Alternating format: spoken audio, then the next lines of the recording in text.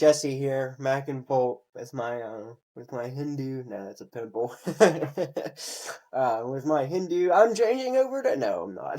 Still Catholic, still loving that, still doing that. Which brings us up to our topic today. What we are talking about the Great Schism. So I did a topic on the East-West Schism, or the Western Schism, which was a schism within the Catholic Church at the time, 1200s or whenever that happened. We'll throw that up. I think it was like the 1200s.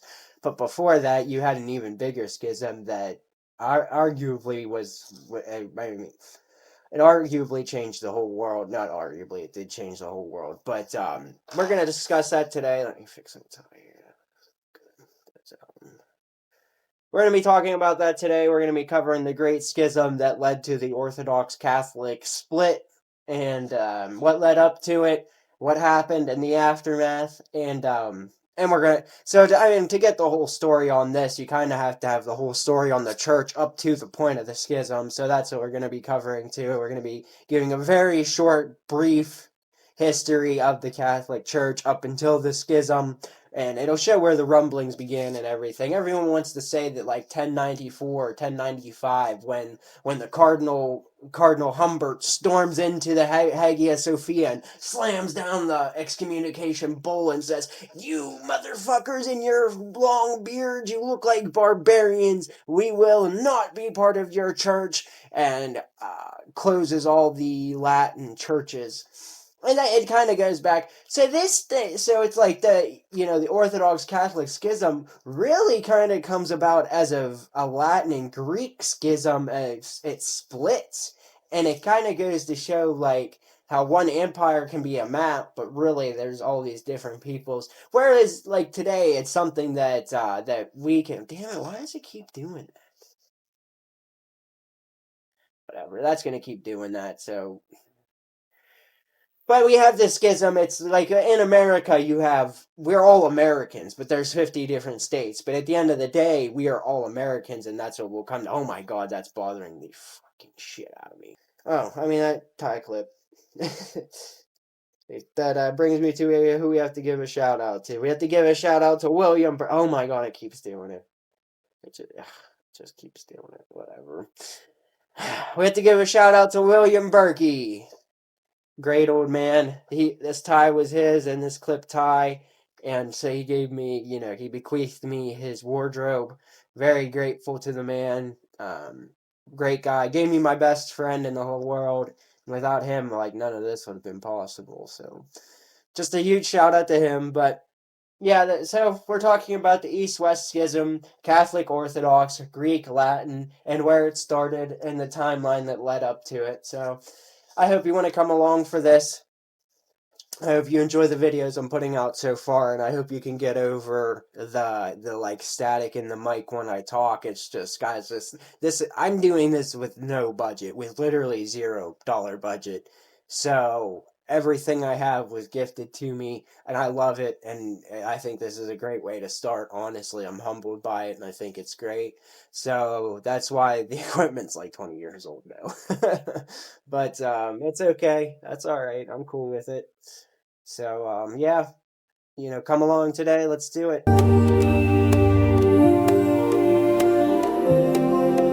So, as we're talking about the now Catholic Church, as it was the Church of Jesus Christ, he came, and in the Old Testament, that's what happened before, but he came, and that's the New Testament, his deeds and what he has done.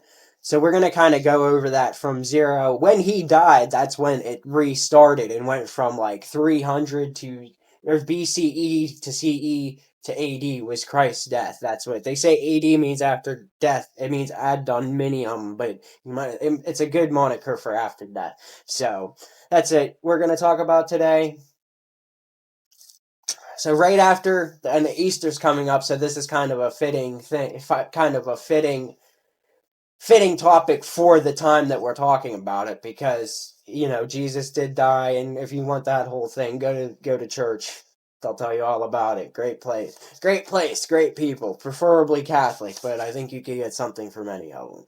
Well, except the ones that are like grifters, like the super preachers and super churches. I have to take that back. Okay. be very careful which denomination you choose. You want to say that just going to church is great and everything, but it really, really matters which denomination you choose. Um, Technically, anything that isn't Catholic is heresy, but that's okay. We have the right to do that today in today's world, so Bolt's like doing whatever he can to fucking fuck the lighting up. It's not gonna bug me. It's not gonna bug me. I've let it bug me before. Hopefully you, the viewer, can deal with this. But I even lost my train of thought. But that brings us, so after Jesus died, he has risen, and he went up to heaven, and so that brings us to, we're going to talk about like right around that time in Jerusalem, the day of Pentecost was like right after, it was like 50 days after Jesus had died and risen up, that 120 disciples were all in a building in Jerusalem. They were preaching, and like some whooshing happened or something significant happened that made all of the people preaching start preaching in foreign tongues they didn't know. That's what it says. So, and there was like a group of 3,000 international travelers that were just happened to be walking by, and they heard the sermon that these people were giving in their native language, despite the people giving the sermon not knowing the tongue or anything like that. And that led to 3,000 people being baptized that day, and that's what kind of kicked off this whole Christian thing in a way. If you really want to know more about that, I would recommend going to church. Like, I'm going to cover the history side, and like, this is important to give us context to what we're talking about, but if you want anything in depth, man, just go give it a try. Reach out to somebody. I don't. It's easy for me to say, I guess, because I had a really good, or not. I had a friend of mine that it was able to introduce me to it and kind of like hold my hand and walk me along. But now I'm kind of doing my own thing.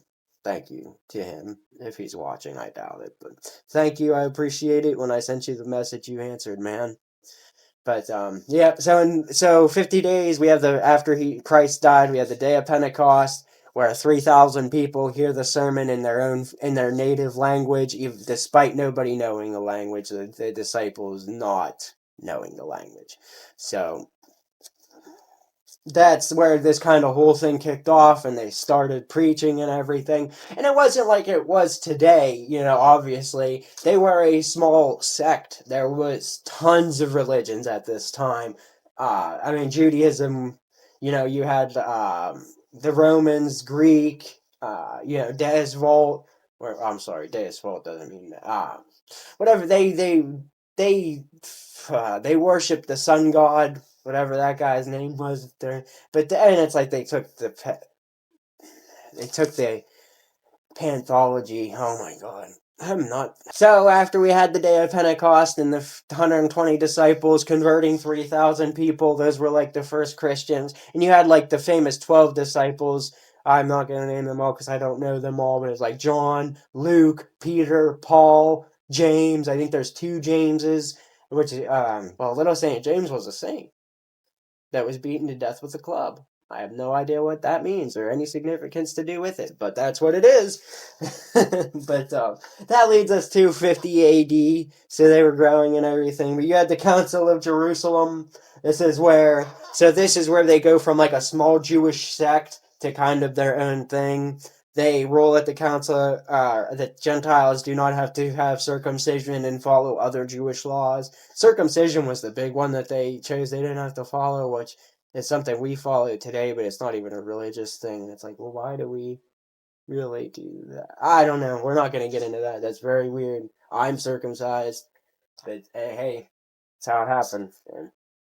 But by 100 AD, that's when you started to have all the disciples went around and established their own patriarchates. So today we have one patriarchate, we have one pope, and he is the leader, the de facto leader. We papal lineage, we all defer to him, even though at first he was infallible. They had papal infallibility where he was never wrong. That's not how it is now, because of what happened with the Great Western Schism. That's what we talk about in that video, is that the Pope pretty much goes like insane and has to be excommunicated. There was three popes at one time. It was a whole thing. I have a video about that if you'd like to check it out. Very interesting. But yeah, so around 100 AD, all the disciples went off into their own, like, they went their own way and they all established their own different churches. There were five big ones, but we're not going to get into those exactly. Because before they were so big, as today, there's no persecutions. There's no martyrs being made. Well, maybe over in Africa and things like that, there's Christians being slaughtered. But not like, so before it was a huge religion and it was just a little cult, they were persecuted. People were burned at the stake. This was some crazy shit for the time. It completely disrupted the status quo of what was going on. And people were persecuted and burned at the stake for this. But by 100 AD, in most every single big city like Jerusalem, Antioch, Alexandria, Rome, Constantinople, you had, I think those are the five actually. We'll rename them, but those were like the five, like, so, and those were the five that were founded by the disciples themselves. So that's what kind of makes them significant, is they went and they established. And then at this time there was like no hierarchy, like we're in the hundreds and to the 300s before Constantine. But from like the hundreds to 300s, everybody was kind of just doing their own thing. No, there was no set of scriptures to go by. Everyone kind of had their different interpretations of who Jesus was and what he did. And it's funny because this is where the Orthodox has its like beginning. So there is no established doctrine or scripture that everyone has to read or anything, but this is where the Orthodox or the traditional comes, because even before that this thing were like made in law through the councils, there were people that were like traditionalists, and they like proto-orthodoxy. They like define set of scriptures and this way, and everybody needs to teach it this way. So those are like the rumblings of the beginning of this. And it's like, so like everyone say it happened in 1095 AD, but really this thing, like, it was almost inevitable that it would happen. Once you learn the history, it's really interesting. This was really inevitable. It had to have happened one way or another, because there were so many different ways of, the cultures were so different that not everybody could come together for the religion. There were just too many differences. But so up until 300, so 100, they're growing. In the 100s, it was like 7,500 thousands of them. But by 300, you had like 10% of the Roman Empire, 6 million. 6 million, there's that number. But 6 million people, 10% of the population had converted by the 313s, 312s. But you still had persecutions going on. Obviously, you had like the famous Nero persecution where the Rome burned and he blamed the Christians, and he had them burned at the stake where they were torches for his dinner parties. Those people became martyrs. Diocletian was another one who, I think when he was like going crazy, he had some persecutions. And Decius, which I'm not sure who that is. He's a Roman emperor, but I'm not sure where he falls in on it. But, at this time, there was no universal creed or anything. Everyone was just kind of doing their own thing, but it's growing in popularity, growing in popularity. You do have the patriarchates as they're being established, which, like we said, Rome, Constantinople, Jerusalem, Antioch, and Alexandria are the five. Those five are established by the disciples specifically.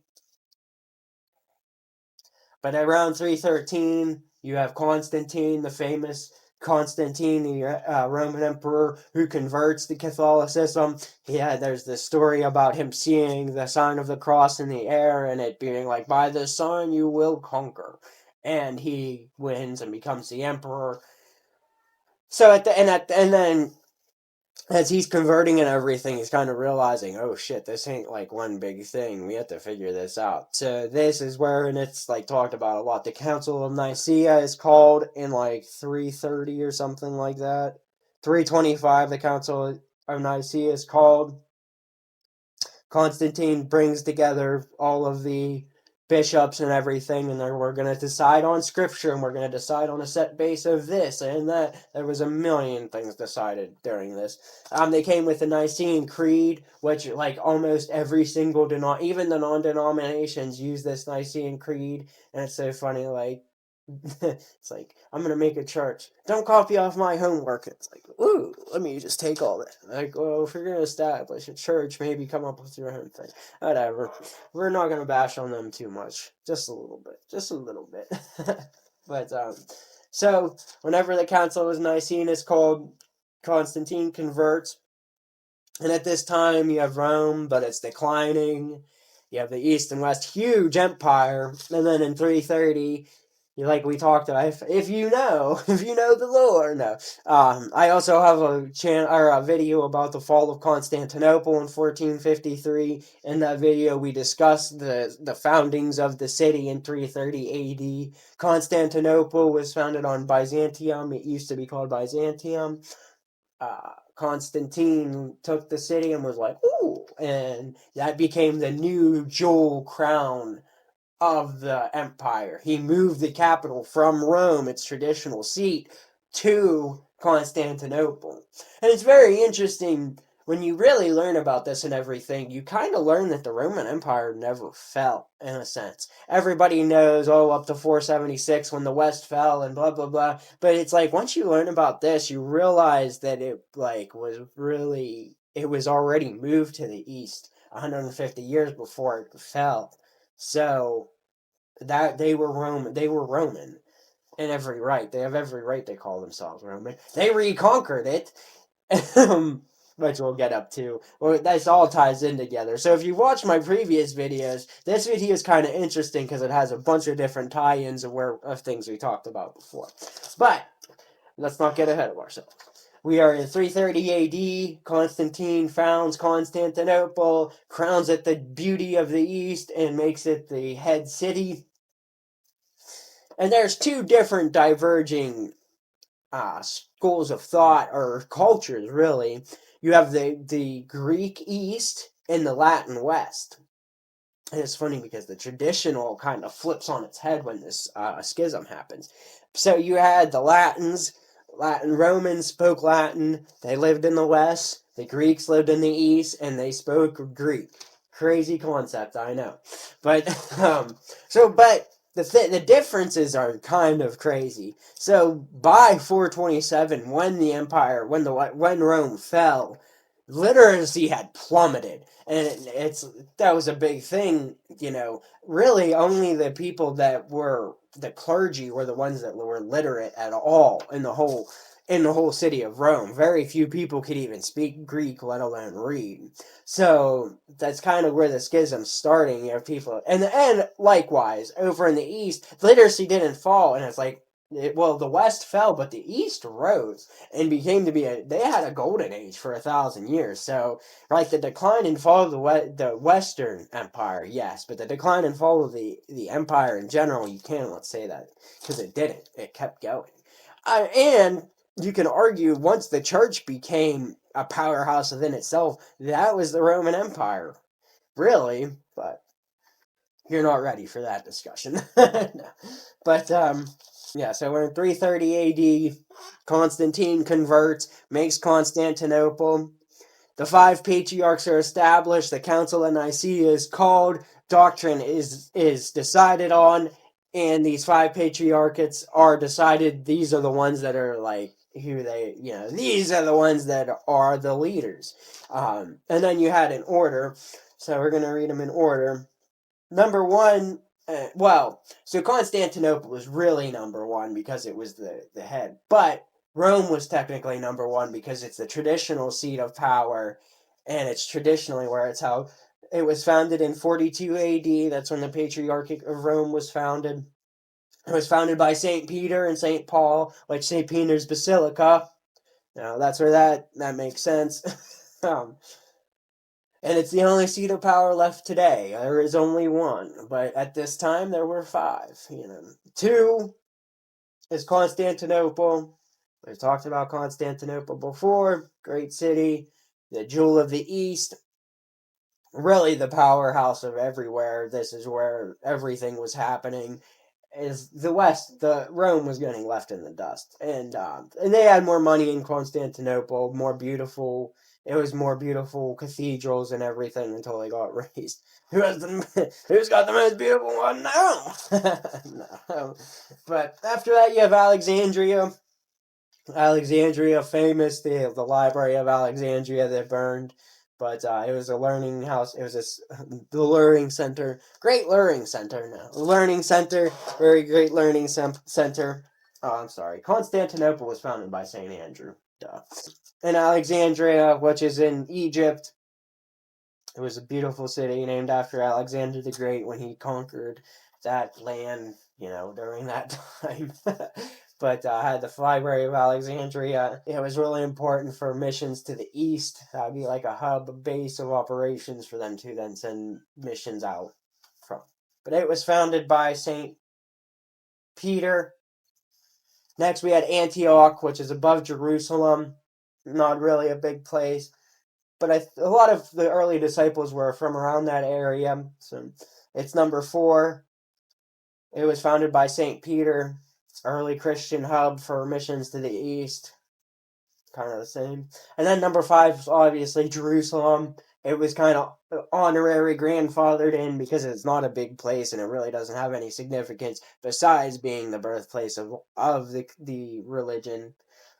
Oh, and the day of Pentecost is considered the church's birthday. Not many people, I never knew that, but that's when it is. Fun fact. But because that's the birthplace of the church, it was like grandfathered in as one of the patriarchates. So there's the 5 patriarchates. They're not schismed yet, but the cracks are forming. You got the Latin West and the Greek East. They speak Latin, they speak Greek. Literacy's falling in the West, so no, they're diverging. It's like the paths are diverging at this point because they're not. There's nothing to really hold them together. The cultures are different, the languages are different, the way they interpret scripture is different. So obviously, eventually, this is going to start to butt heads and lead to a schism. But that's what I would like. So in 330 is when the schism kind of really begins because Constantine moves the capital to Constantinople, and it's like a big middle finger to everybody in Rome, really. But but nobody fought over it or anything. But those are the beginnings of the schism. So that brings us to. Let me get my papers here. That brings us back to what we were still talking about. It's so funny. I write and I use these notes, but then I end up just going off of what I know in my head and saying everything. So then I catch up oh, I already said all that. But we talked about all of that. And so there's an important distinction I want to make. So Rome fell in 476. It was taken over by the Ostrogoths. They came down and very terrible, and they created their own empire, which was then, if you know anything about Belisarius, the last great Roman general, he came and took it back, which is not a lot of even people talk about that, but that's what happened.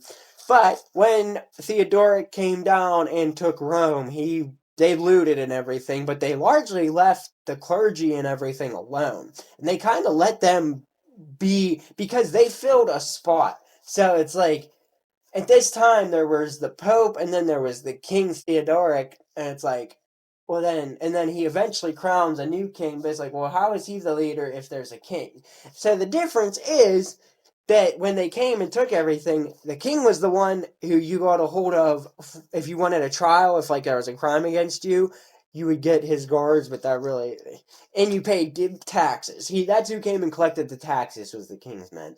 But if you wanted anything done, if you were hungry, if you needed alms, if you needed a bridge built, if you needed a community service, you went to your local church. So the Pope became the de facto leader because of this, with the king obviously letting it happen. But that's a distinction, because when I was researching this video, it was really kind of well, what's going on? I don't understand. And who's the king here? If there's a king, then how is the Pope the one leading it? And it's okay, in that way. Then the king would often be up in Ravenna, we're in Rome, obviously, but Ravenna was a really nicer city. It wasn't sieged and sacked as badly, so the king would often be up in Ravenna. leaving, and then would come down and get the taxes, leaving the Pope to run the daily activities of Rome. So that's kind of it's kind of like, so that's kind of why that is and how those things came to be. So, but yeah, that's the background. Oh, one of the first acts of simony that is recorded was actually after this. Whenever so there could be no pope if Theodoric, the king of the Goths, did not say so. He had to give it his stamp of approval. So in that way, he was the king. But they bribed him.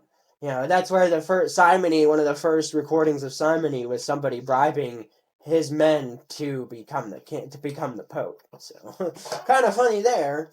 So. But as the years grew on, the schism was kind of, and it's like, when Rome fell, the East didn't come save it. They kind of left them out to dry, and that would make people very bitter. Obviously that would make you bitter if something like that happened. So you have the schism growing even more during these years, the 4s and 5s and 6 and 700s, and the literacy's going down. Nobody's speaking Greek or Latin. These guys really aren't talking to each other. There are some pilgrimages, and they are talking. They're not, like, mean to each other. But the differences are coming up. They practice different ways. The cracks are forming, let's say. The schism is beginning. And in 437, when Rome fell and did not get any help from the East, this was like a giant fuck you to them. So that was like another, like, paths are diverging even more. Then they had to sit with, and the thing about, so Odoacer, the Ostrogoths were Christian, but they were Christian in a way that was considered heresy. And this is it's a part of the Catholic Orthodox thing, is the line of Trinity. So Catholics believe that it's a triangle. You have the Son, the Father, and the Holy Spirit. You have the power comes through one, goes and that comes from the power comes from the Father and goes through the Son and the Holy Spirit. They're all connected. Besides all of them having their own power, is the best way I can kind of describe it. If you really want to know, that's something you need to ask your preacher about, because it's kind of confusing a little bit. But the way I kind of explain it is, it's like a triangle, doot, doot, doot, and the power's going between the three. Besides, or instead of it being like doot, doot, doot, and the power's coming off of them. Like they each have their own power. There's one power and it goes through them all and they're all connected. They don't all three have their own separate power. So, and this was a huge thing, huge ordeal back then. And the Ostrogoths were heretics because they believed the opposite of, they didn't believe that they were connected. They believed that the power came from each one. So, not good. Whereas the Orthodox, they agreed on that. That was something that they agreed on. But,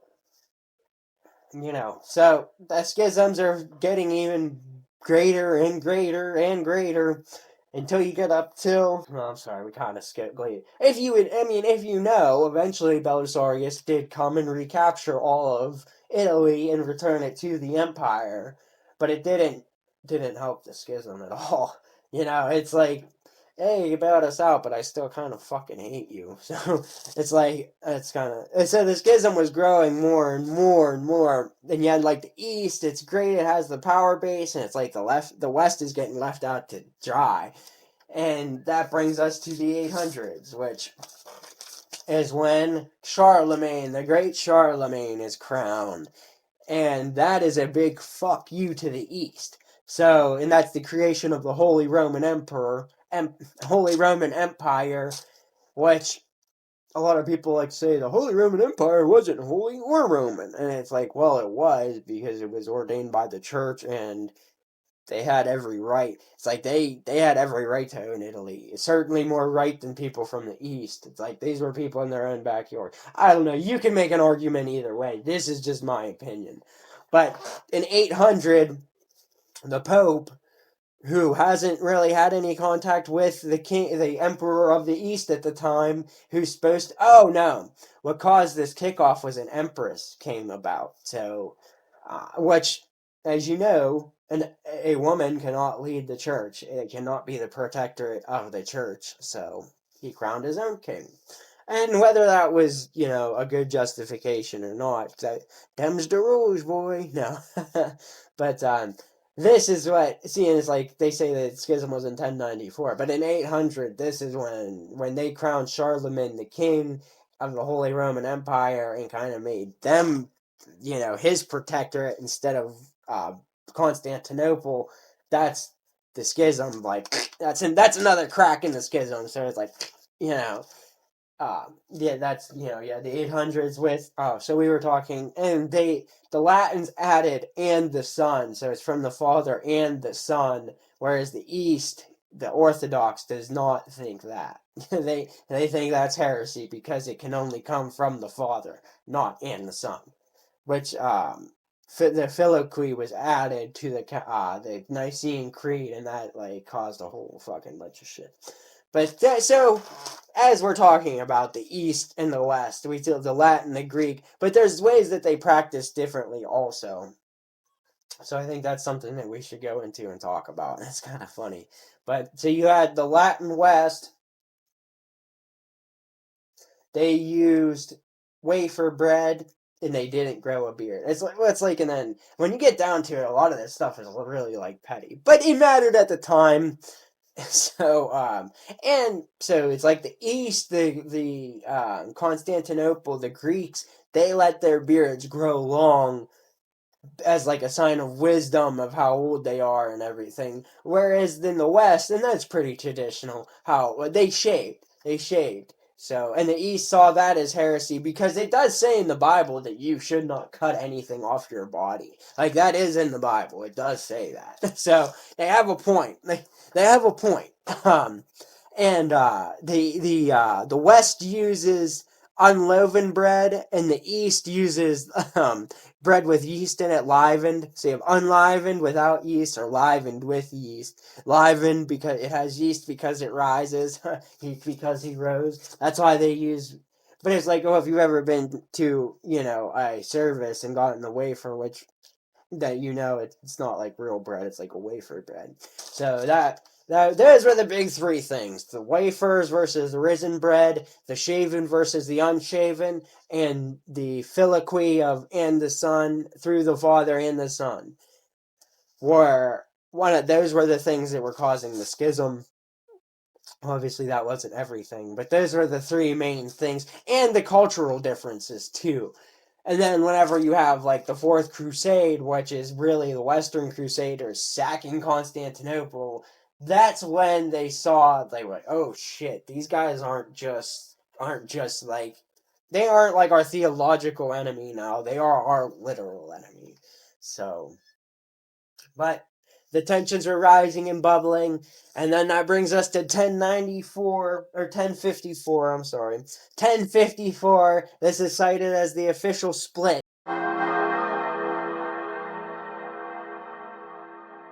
of the. So you have the Hagia Sophia in Constantinople, which is an Orthodox, where they are having service normal day. A cardinal kicks open the door and he storms in there and he slams down the bull on the altar during service of excommunication. He's like, you fucking unshaven beast, god damn it. Sorry for taking the Lord's name in vain, but that's pretty much what happened. They were pit. This was the split. That was it. This is the official start of the split that people like to say. The schism as it started. They completely denounced them for those reasons. All Latin churches in Constantinople were closed. It's just in constant, and it's like funny that about the schism. So the funny thing about this is like it didn't immediately like split, and people were doing their own different things. People still were doing the same thing. They just kind of saw this as a spat for thousands of years. Pilgrims still went to Rome and still went to Constantinople. The cardinals still talked to each other, and when they were like, "Oh, they'll get over this eventually." Just a little spat between, because it really was just a spat between cardinals over practicing differences.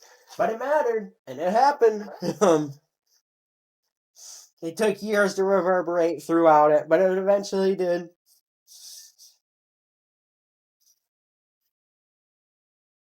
And I mean that there was no bloodshed up until 1204, which we talked about in my last video, where the Crusaders, mostly Western Crusaders, on their way to Jerusalem, sacked Constantinople, including the churches and everything.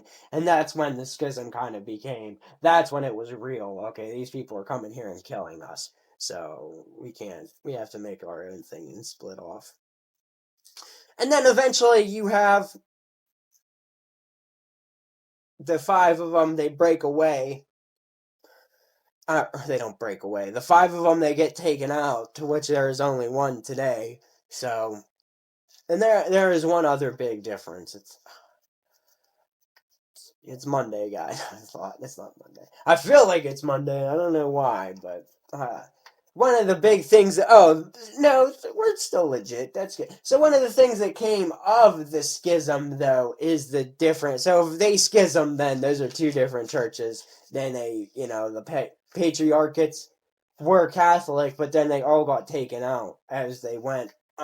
Constantinople got reestablished, but the Orthodox one. It was reestablished as an Orthodox one. Well, I mean, that's when it split the Okay, yeah, when it split the schism, that patriarchate became an Orthodox patriarchate. Um, the other ones, Alexandria, was burnt to the ground and taken over by Muslims who destroyed that. What doesn't exist anymore. The patriarchate in Jerusalem was taken. I think it actually still exists to this day too, but it's not. There's only one head seat of power, and that's the Pope in Rome. So I mean, they have eventually they're honorary titles now. I'm sorry, they do exist, but they're all kind of like an honorary title. They hold no real power to sway anything doctrinal. But um, so the Orthodox, when they split off, the big difference is that they don't have a pope. And I kind of like this. I think that's kind of based. But so the Orthodox is like first amongst equal. Every man is equal, and no man can change the doctrine on his own. Everybody can come together, and then we can all decide on it. And I think that's kind of cool. And as you know, the Catholics have the Pope and the cardinals and everything under him. But until you had the schisms, there was papal infallibility. He could not be wrong. It's like, and that was the one man appointed by God, but obviously there was some difference, you know. And then as they split off into they're very different religions today. Orthodox and Catholic, they're not like super different, and it kind of goes to show like Latin. So it's like Latin is more of a precise legalese language that is not really abstract; it's precise. As Greek are philosophers and everything, just the Greek language alone is an abstract language.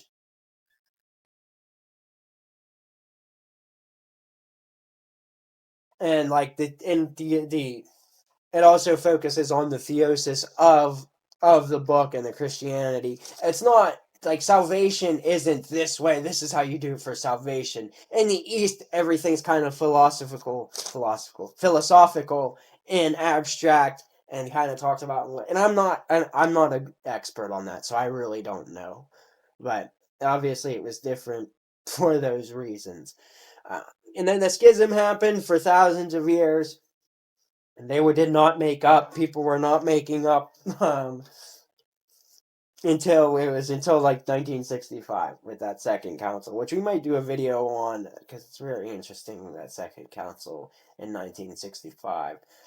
Um, there were a couple of them, but this one in 1965, both churches came together and got rid of the excommunications on each other. But they did not. They didn't merge. Obviously, they're still the Orthodox and the Catholics today. So some say the schism's still alive and well. But yeah, that's the great schism that led to the Catholic Orthodox faiths as we know them today. Very interesting to talk about, I thought. Something I wanted to cover. So, just a quick recap. 1054, Cardinal goes in, slams the papal bull down, That's the start of it, but it started years later. It started in 330 AD when Constantine took the capital to Constantinople. That that's when the schism started. But then you had 800 where the Charlemagne is crowned the king. It makes the Holy Roman Empire, which splits off from the Eastern Empire. Big fuck you to them. They're kind of pissed. That leads us to 1204, where the sack of Constantinople happens, and that kind of cements it into being the schism forever. Which then led up to, that's how it was, two different religions up until 1965, where they took the excommunications away from each other, but they are still different religions. And they really are. Always if the Eastern has a lot of stoicism to it and mysticism to it, and there's a lot of abstract thinking about it. They don't shave, and they also can marry, which priests now can marry, but I think that was a big thing. Maybe I'm wrong about that, but I think that was a big thing, was that the West was supposed to be celibate and the East could be out fucking. Um, you know, so, but yeah, that's the Great Schism. So that's what we were covering today. I hope you enjoyed it. If you watched so far this long, I appreciate it. Reminder to like, subscribe, maybe notifications, maybe a comment. Hopefully the mic's better in this one. Probably not, because I'm retarded, but maybe it is. Who knows? But I appreciate it, guys. See ya.